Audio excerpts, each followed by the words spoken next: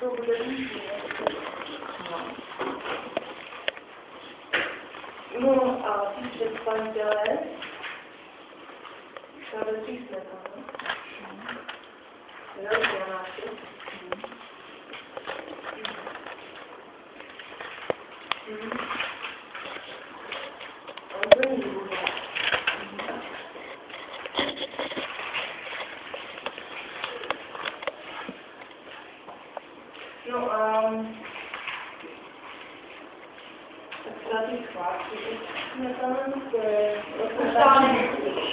ani jeden z nich tam nepatří.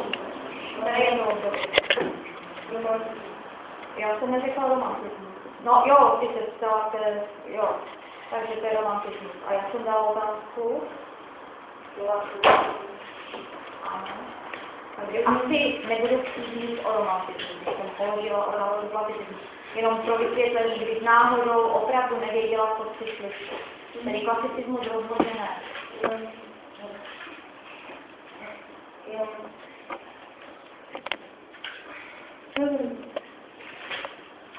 Tak to jako ty máme pětku, nebo šípku, nebo nevím. Tady to je. Děkuju. Není to. Já to dostanu.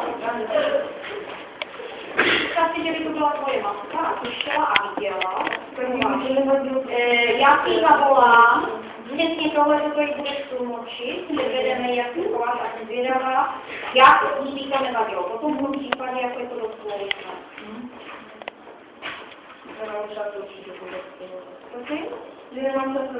Ale v každém případě předpokládí to, aby se chovala slušně.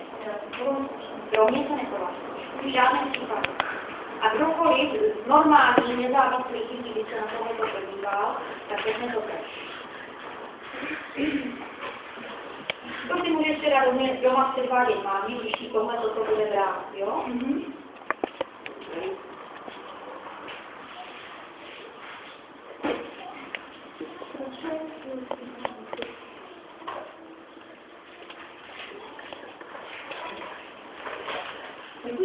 Prosím.